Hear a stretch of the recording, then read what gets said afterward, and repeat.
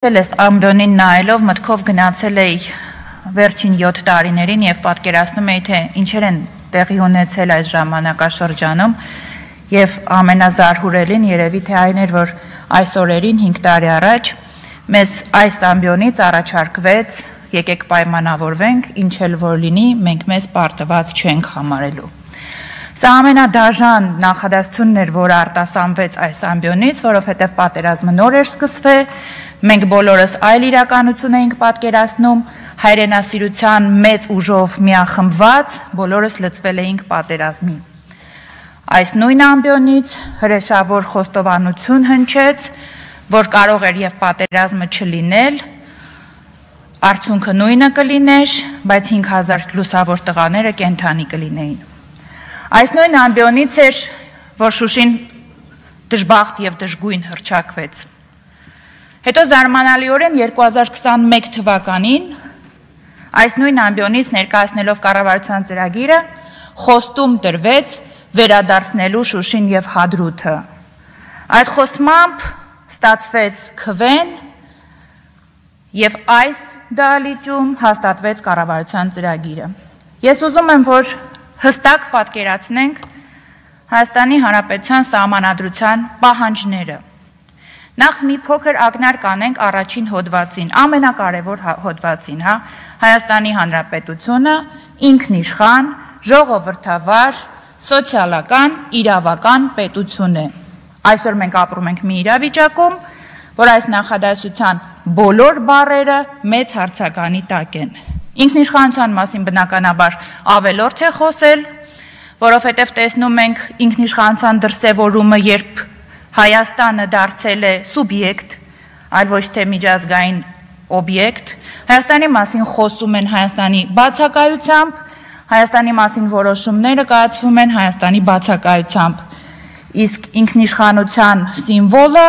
թշնամի պետությունների ղեկավարներին սուրճ է առաջարկում։ Ես ամոթ եմ զգում, չգիտեմ։ Ժողովրդավար, ինչ ժողովրդավարության մասին է խոսքը, երբ կալանավորվում են մարդիկ եւ հռչակվում են ահաբեկիչ միայն այն բանի համար, որ իրենց մոտից հայտնաբերվում է գունավոր ծուխ։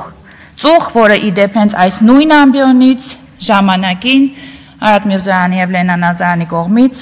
վարվեց, որևէ բան դրանից տեղի չունեցավ, որովհետեւ երկիրը, պետությունը իրոք ժողովրդավար էր։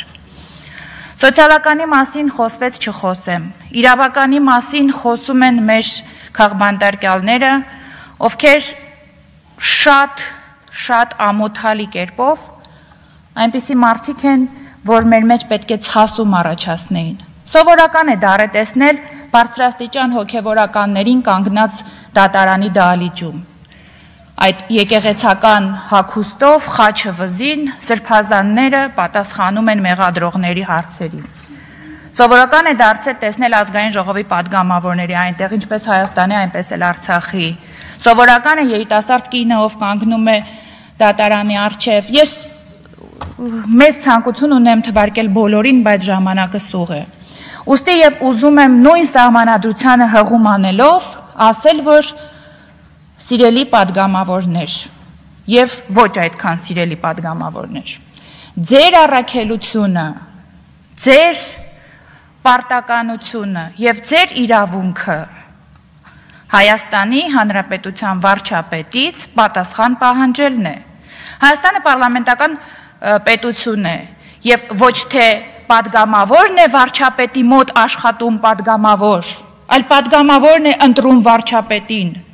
Այս ազգային ժողովում է ընտրվել Նիկոլ Փաշինյանը 21 թվականին վարչապետ։ Այս դահլիճում է հաստատվել նրա ծրագիրը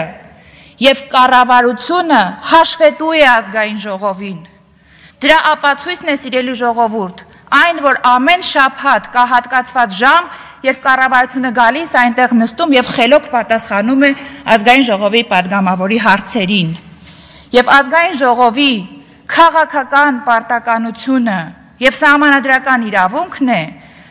ծրագրի, կառավարության ծրագրի իր կողմից հաստատված կառավարության ծրագրի